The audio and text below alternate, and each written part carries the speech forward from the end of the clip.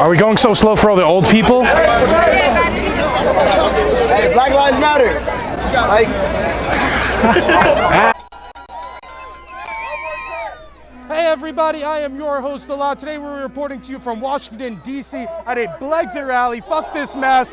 Let's go talk to some folks cheering for 4 more years of Donald Trump, see what they're thinking. Hey, excuse me, can you tell me why you want 4 more years of Trump? Because he's magnificent. What he's done for the black community has been outstanding.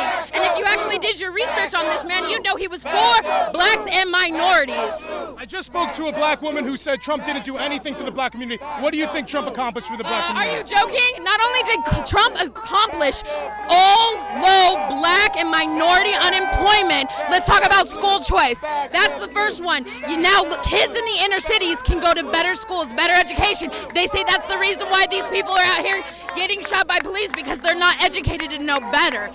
School choice will stop that.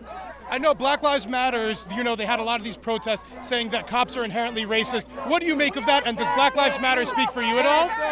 Sorry, the only type of systematic racism I've ever seen has come from the Democrats. If they say that police are racist, it's because these issues are happening in Democratic cities under Democratic policies. So you're arguing that the Democrats are the real racists? The real systematic racism, if we really want to get down to the root of it all. From the Democrats? Yep, exactly. Called deflecting. Absolutely. Thank you so much for your time. Thank you. We are out here today in Washington, D.C. for this BLEXIT rally. Can you tell me why you guys felt compelled to come out here today? You know what, I felt compelled right now because it's a mission, right? And I like to say I'm in my Harriet Tubman phase. I have to get as many black people off the Democratic plantation as possible. Absolutely. So, and if I can affect even one person, then that's one person that's saved. Yeah. I know you said Democrat plantation. A lot of people complain about that rhetoric. Do you think that's like the wrong rhetoric to be using, like that slavery imagery that we're kind of drawing back to you? Well, I think it's very applicable when it comes to the black people's relationship with the Democratic Party. Yeah. It's very like a slave master and a slave owner's relationship, a dependency relationship. And I believe that's how the Democrats structured their party for the last 60 years to keep black people dependent on them when it comes to food stamps, Section 8, welfare, everything that they're telling black people, this is what you need, this is what you need, as opposed to having opportunities. What makes a black family any different from any other American family? They want home ownership, they want to take care of their families, they want educations of their choice, they want to not go to prison for 20 years for a bag of weed, you know? And you were talking about this dependency. As I understand, the black community that does vote does so overwhelmingly for Democrats, something like over 80%. Is that why you think the black people consistently and the black community consistently votes for the Democrats? Is it this dependency? It's not only the dependency, but, and to just be brutally honest, it comes down to a lot of lack of information. I've been shocked, appalled sometimes, and just saddened when I converse with other black people in my community, and they tell me things like they like the way someone dresses or the way someone talks or the shoes are cool. Or because their favorite celebrity is, you know. Right, because their celebrity backs them. So do you think the black community has the right role models? Oh man, I don't think so. I don't think so. I mean. And who are these wrong role models then? I mean, unfortunately,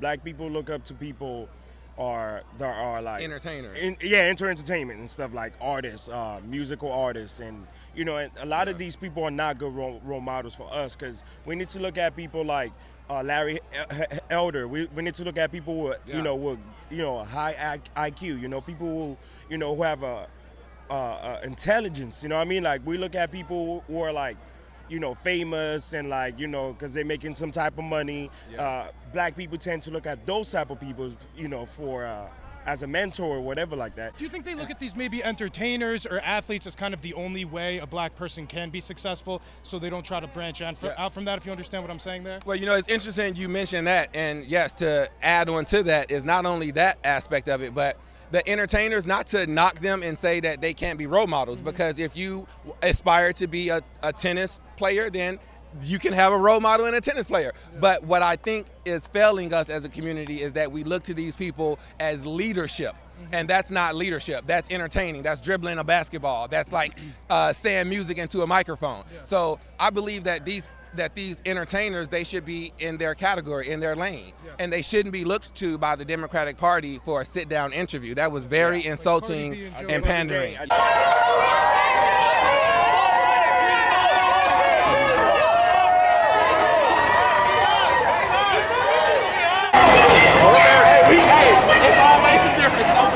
It's always gonna be a difference. So we're out here today. There's the BLEXIT rally going by, but you have a flag over here that says Biden-Harris. Why'd you come out here today? Because I came to have lunch, but I saw the ignorance that's being shown by these people coming through. You know, we support the police. I support the police, but we do believe in reform. Believe it. Hey, you do something wrong, get locked up. You do something wrong, get locked up. All right? Hey, you right. I know we see the Black Lives Matters movement trying to push an anti-cop narrative. Do you think that they're doing this on purpose? Do you think the police do a good job? I believe that what I believe is that the police do what they have to do to a degree. Do they abuse their power? Yes. But there's not all bad cops out there. There are some good cops out here, but there are plenty of bad cops too. The last topic I wanted to ask you about is that this is a BLEXIT rally. So how do you feel as a black man seeing so many black people walk away from the... I'm not mad at him. I'm mad that, see how he coming to me? That's what I'm mad at. I'm over here. That's what I'm mad about. What do you think the biggest threat to black men in the United States is? The biggest threat? No justice. Lack of equality. No... Hey, back up, big homie. Back up, big homie. Thank you so much for your time. I appreciate it, sir. Thank you. Back to blue!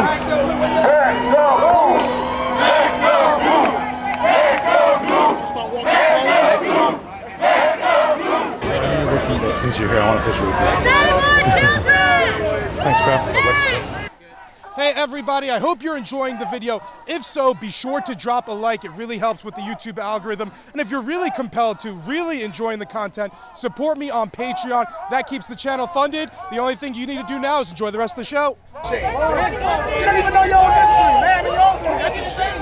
That's a shame. Listen, man, I fought for my country. I know my history, man. I know my history. You don't know yours. Hey, handsome, yeah, how are you? Come on, man.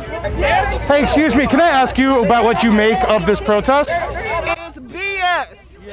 So they call themselves BLEXIT, like the black exit from the Democrat Party. What do you make of that? It's BS, and I'm gonna tell you why. Trump ain't never did anything for black folks. He tell that lie about what he's done for black America. He has, look, okay, I tell you what, look at his cabinet.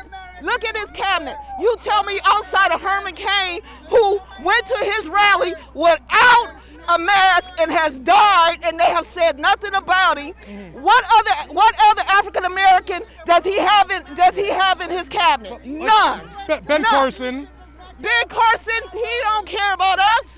Ben Carson don't care about us. Can I ask you what they say is that Trump did for the black community? What did he do for the black community? They say that he funded historically black colleges. That's a lie. And that he did police reform. That's a lie. Well, he did fund historically black. He gave the HBCUs a token of money after he met with the presidents of the HBCUs so he could get a photo op with them. And what do you think about the prison reform? He did a little bit for prison reform, but if they go into the history, the library at the White House, go into the library at the White House and see the library and the prison reform that the Senate would not pass that Barack Obama did.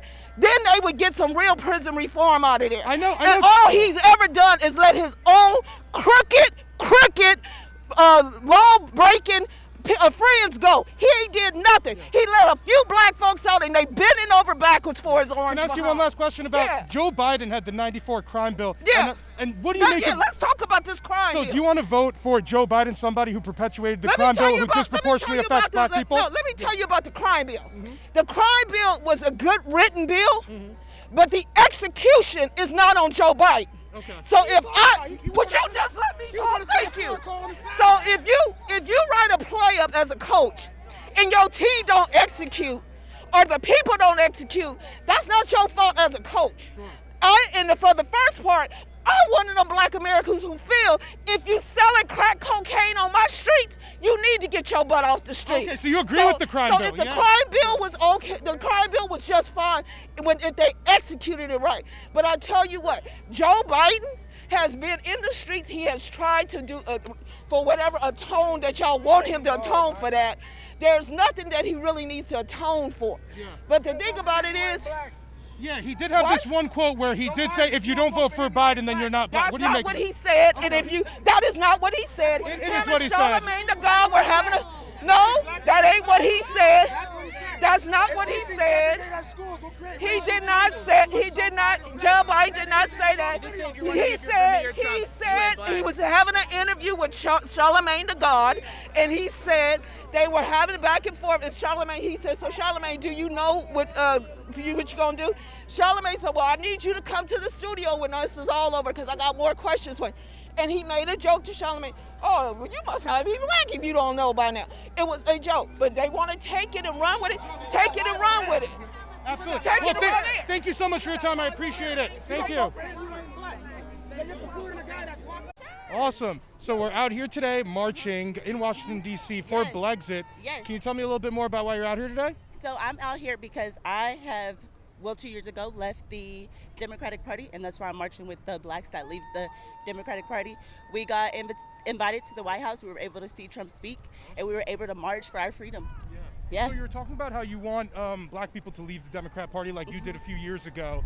As I understand, black people overwhelmingly vote Democrat. What is your pitch to somebody who's black and a Democrat? How could you get them to vote for Trump? Do your research. Don't listen to the media.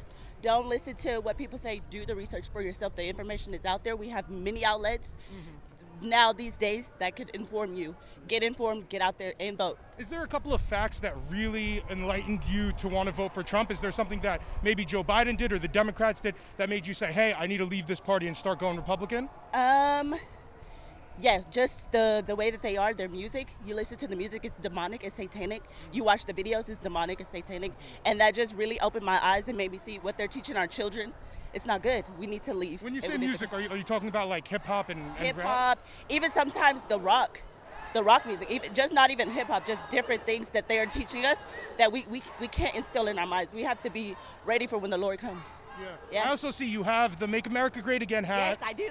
I know many people in the media say Trump's racist. As a black person wearing the hat, how do you feel about that? I don't feel like he's racist at all. He's for all people. Trump is the only president in America that has done more for black people than ever. Yeah. And since there is such a lack of support in the black community for Donald Trump, do you get a lot of pushback for being a Trump supporter who is black?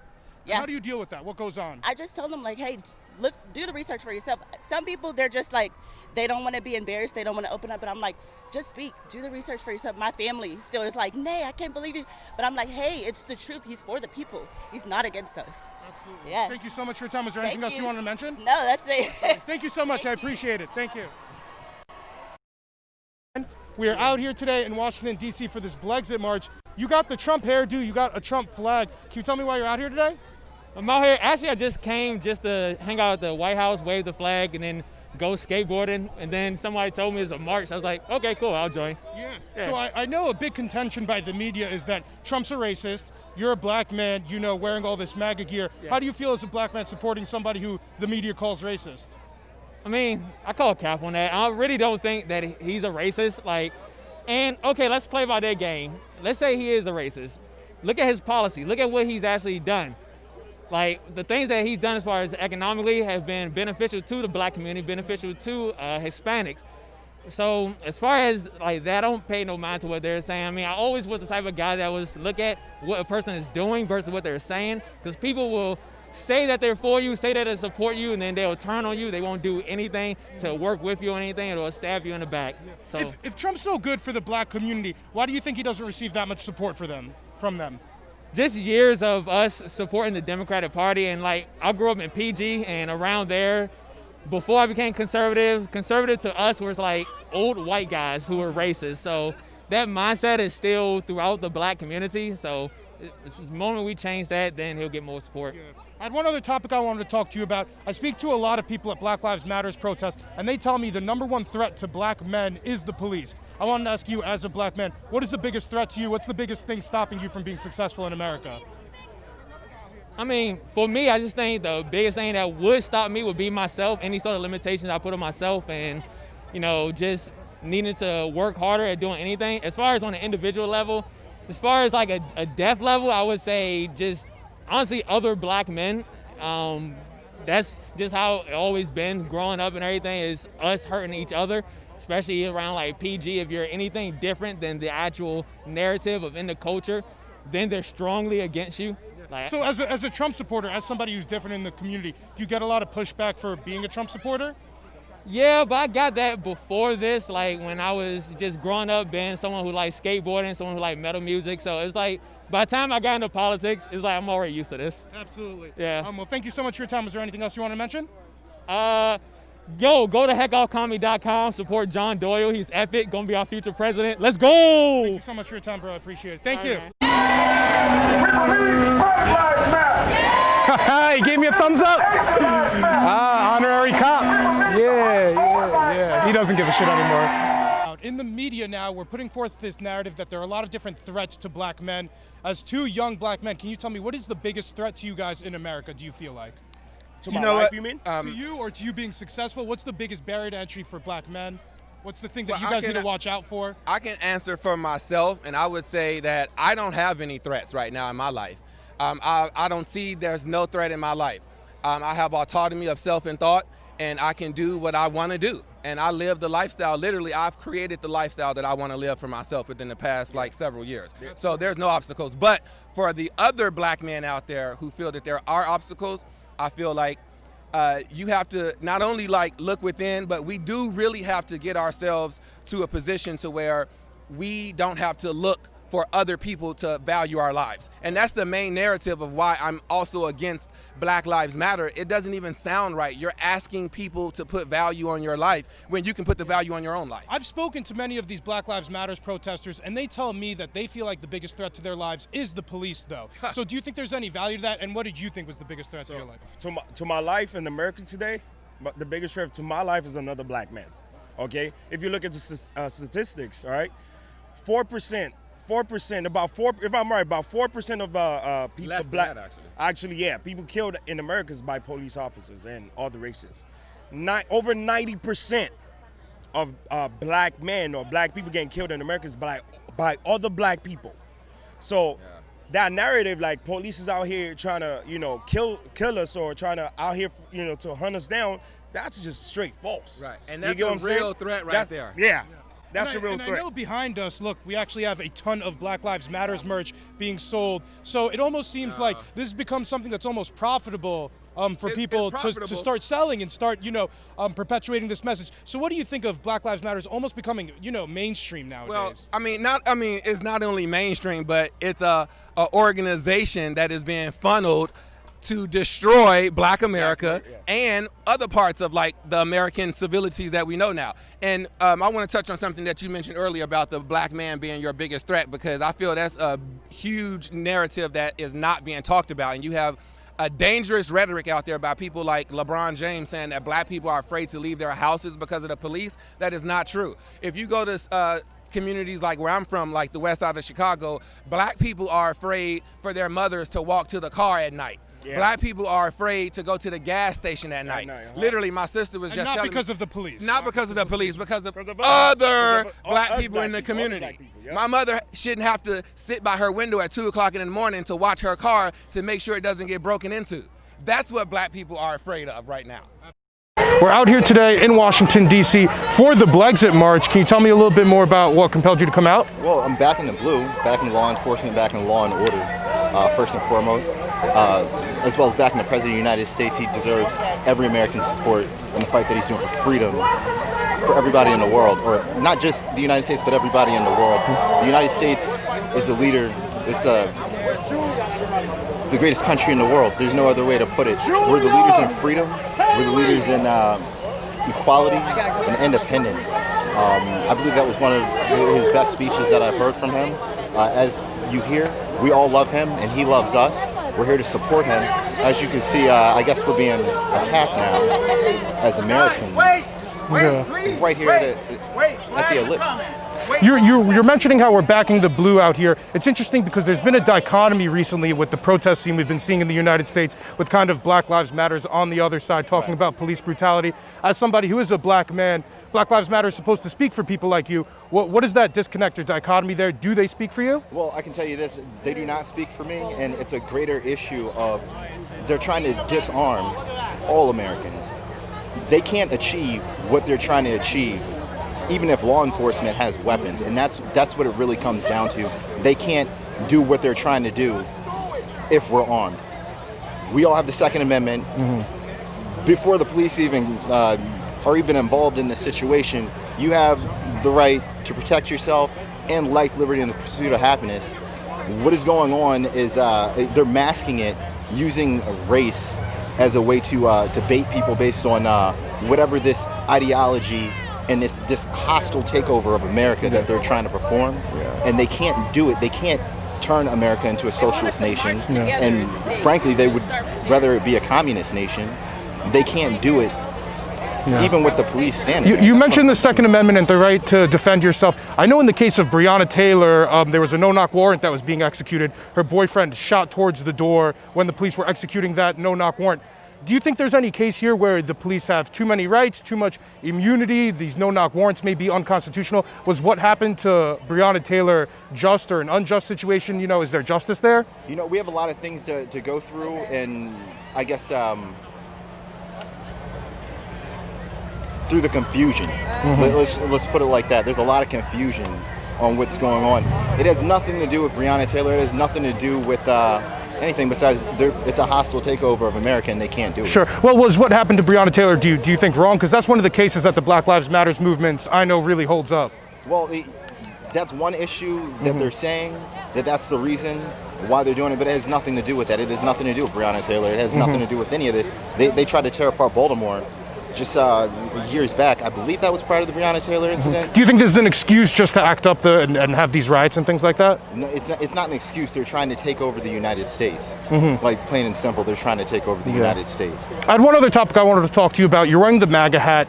Many people in the media would lead you to believe that Donald Trump's a racist man, right? That's what we always hear about. That's absolutely false. Yeah, what do you think when you hear that Donald Trump's racist? He's not. How could he be racist in any way? I know, like, they've been, like, out of quote quotes of Donald Trump, you know, talking poorly about Mexicans, saying they're rapists, and then I know about, he has condemned white supremacy, but there has been this, media frenzy around that. Why do you think they advanced that narrative then? Well, look at it this way. Everybody that's calling him racist or trying to say all of these negative aspects or things about him have photos with him in the past. And a lot of these are people of color. He's got a picture with Tupac. He's got a picture with everybody. Damn near everybody he's associated with in some way, and they all used to love him until he came between this hostile takeover of the United States, protecting the American people. Absolutely. It needs to stop. Absolutely. And they need to stop using excuses in order to try to influence and push their motive, and we're not really quite sure what that is. They've directly said socialism, but at the same time, it's worse than that. They're leaning towards communism. Absolutely. Right. Thank you so much for your time, sir. I really appreciate it. Thank you. Yeah, have a good one. Hey everybody, thank you guys so much for tuning in to another episode. Let me know what you thought of the video down in the comments. If this is your first time here, be sure to like, comment, and subscribe. Till next time, stay barely informed.